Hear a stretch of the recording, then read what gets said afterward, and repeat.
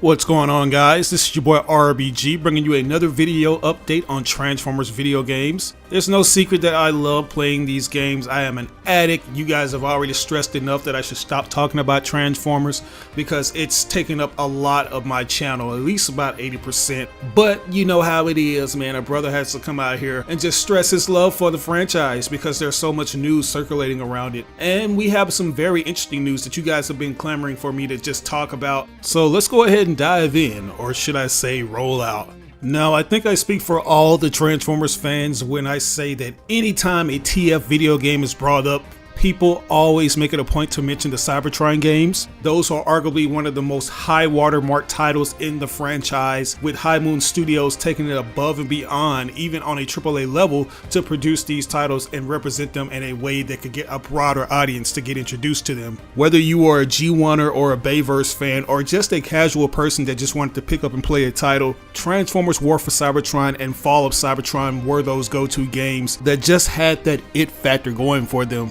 I remember being completely blown away when we got the reveal trailer showing off what looks to be this fully realized and reimagined version of all these characters. Although the main inspiration behind the setting was taken from the G1 universe, some of the other influences included Tron, Blade Runner, and the Alien franchise, which added a unique layer of complexity that Transformers fans hadn't seen at the time. I really liked how each of these characters were totally redesigned from the ground up while taking certain cues from previous iterations of the Transformers lore, and the decision to ditch the traditional wheels in exchange for ones that hover was a brilliant move to allow characters to stray from side to side. It was something Hasbro was reluctant to agree to, but I'm glad they did because this was something that was going to hinder the gameplay. Even though they weren't amongst that big pantheon of developers, High Moon Studios did an excellent job of taking this pre-established IP and making it into something new and fresh and invigorating. I remember the creative director Matt Teedra saying that he had been waiting 25 years to make this game, and I always thought that was a deep and profound thing of him to say, because you could tell that all those years of thinking of all these different things to produce into a video game were actually applied to this. If I'm not mistaken, it had been 9 years since we had gotten a decent Transformers game, that being Transformers PS2, or Transformers Armada like some people like to call it. For the longest time, that was the game we championed because there wasn't a lot of ambition put into a Transformers game. And obviously it's shown its age. It's not the best thing. Even though it has good gameplay, it doesn't necessarily have a story that's worth writing home about. It barely followed the premise of what we got in the anime, and it didn't even really have all the voice actors outside of David Kaye and Gary Chalk, who voiced Megatron and Optimus Prime respectively. It kind of felt like this ghostless husk, if you know what I mean, because it just went. The characters would just say things, especially the try-hard Starscream. I'll rip out your optics! Like, did they even follow the source material when writing this character? But anyways, after getting that awesome game in the form of War for Cybertron, we got a follow-up called Fall of Cybertron, which was a vast improvement over its predecessor. And this really just had us clamoring for more. Like, we thought that High Moon Studios could do no wrong. Not only did the characters and world receive a graphical facelift, but the third-person action/shooting was refined to the max, making for an immersive experience. And to top it all off, we got these narrative-driven set pieces that didn't really disrupt the flow of gameplay. Look, I could go on and on about this, but this isn't a history lesson. If you guys want a full history lesson from me, I highly recommend you check out my video titled How Activision Killed the Cybertron Games. Thank me later. Now, if you aren't aware, to which I'm pretty sure some of you aren't because you always ask why they haven't done a remaster of these titles, they were delisted, meaning they were taken off of physical and digital shelves shortly after the licensing agreement with Hasbro and Activision expired, which in layman's terms means you can only access these games if you bought them prior to when Activision had the license, or you're going to have to obtain them through some kind of illegal download cracked version, and if you want a physical copy, then you're going to have to settle for a used one or something that somebody is trying to charge you out the buttocks for. Shortly before the big wipeout, they did release a remastered version of Fall of Cybertron for the PlayStation 4 and Xbox One, but the marketing was piss poor and hardly anybody even knew about it because they wouldn't say anything, especially to the Australian market. And later on, that game would also be delisted, so yeah. I guess my boy Optimus Prime was selling me a dream when he said whatever lied beyond that portal was our best and last hope.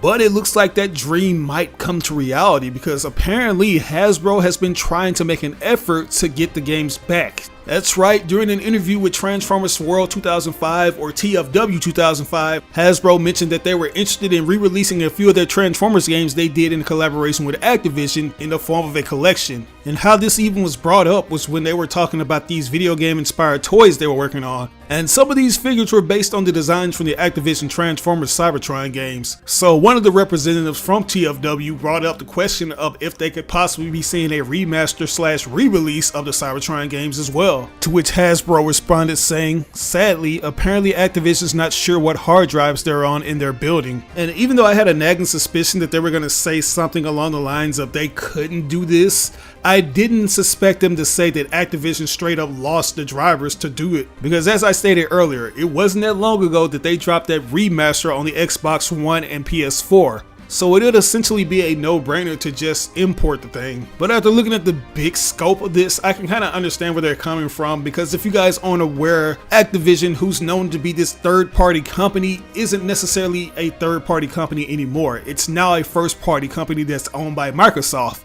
They were bought out last year, if I'm not mistaken, and since that has happened, a lot of those properties that we saw in yesteryears aren't necessarily prioritized anymore. It's all about the new stuff. So naturally, when a larger company like Microsoft consumes a smaller company like Activision, a lot of those Activision properties are going to get lost some kind of way. And I'm guessing Hasbro is just saying that, yeah, since Activision was bought out, all the assets and coding used to make those old games, they're lost now. And apparently this isn't just affecting the gaming landscape of things, it's also interfering with the toy production as well, because apparently Hasbro has been trying to make these gamer edition toys and they can't do that because they don't have all the proper things to do so. So they have to load the games up and play through them to find specific details so they can add to the toys and recreate them. They also went on to say for the world of Cybertron, they had to literally rip it out themselves because Activision couldn't find that either. They kept sending concept arts instead, which they didn't want. And I can imagine that that's a very painstaking process because these people over at Hasbro, they don't know the inner workings of this title and how everything is set up. And I doubt they have access to the team members who did work on this game, because if you guys aren't aware, the original team that did this was High Moon Studios, and they have become a former shell of themselves,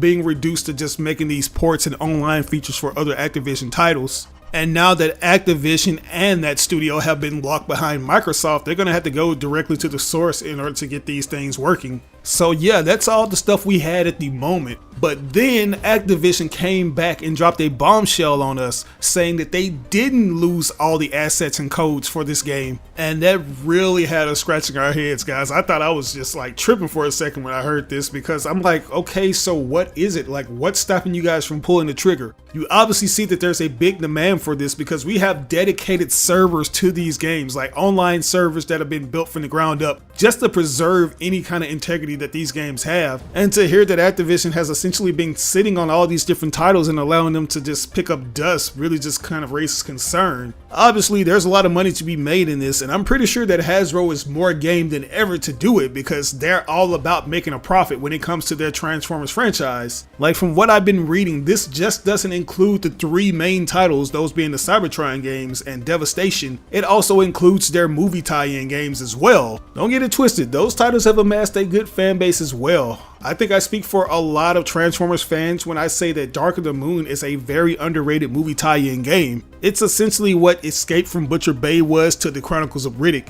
meaning it was significantly better than its cinematic counterpart. But despite all the good things about that game, essentially how it's basically War for Cybertron meets the live-action Bayverse, it did have its issues. It had this weird bump mapping where the cars would just kind of act like they were bumping into something even if there was nothing there. It had temporal interfacing issues where the character skins wouldn't load up all the way, making the textures look like they were glossed in jelly. And we can't forget about the weird screen tearing this game would occasionally have. So yeah, all those things were kind of burdened by the limited hardware that they had at the time, those being the PS3 and Xbox 360. And as you all know, this game didn't get a PC release, so those were the only versions you can play. But it seems like we do have an opportunity to get that game back and with full functionality. Because if this Activision representative isn't lying and they actually do have these things reserved, and they see that it's getting a lot of word of mouth and all these different tweets. Like a couple of days ago, Fall of Cybertron was trending on Twitter or X, as they like to call it nowadays.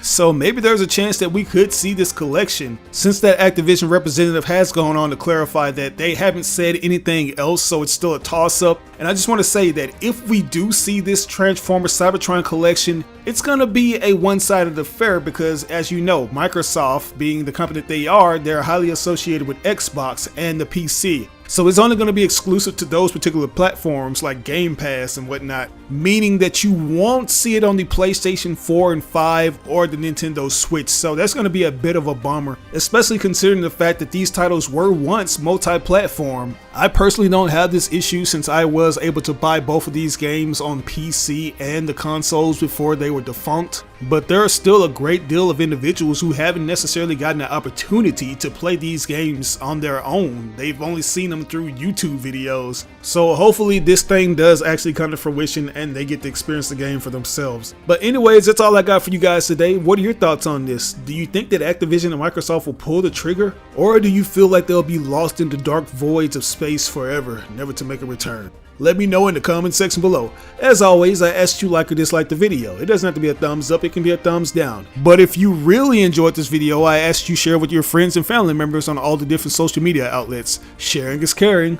But once again, this is your boy RBG signing out on another video. I'll catch you guys later. Peace out. As a successful YouTube user, I often get questions asking what I use to get my videos tons of views. And the answer to that is TubeBuddy. This thing has helped me take my channel to the next level in ways I never imagined. It's a browser extension that helps new and experienced YouTubers grow fast and optimize their channels. I've been using this extension for years and it's constantly getting updated with new features, like the SEO tool that helps me come up with the perfect title, description, and tags to get more people to click on my videos. It even provides you with analytics besides your videos to see how much traffic your video is generating from various social media sites. The extension is absolutely free, but as a special offer, we're giving a 50% discount for channels that have less than 1,000 subscribers that purchase the Pro upgrade. All you have to do is enter in the code RisingStarBuddy. So if you're interested in starting a YouTube channel or taking your content to the next level, download the extension now. You can do so by clicking on this link that'll be provided in the description of this video.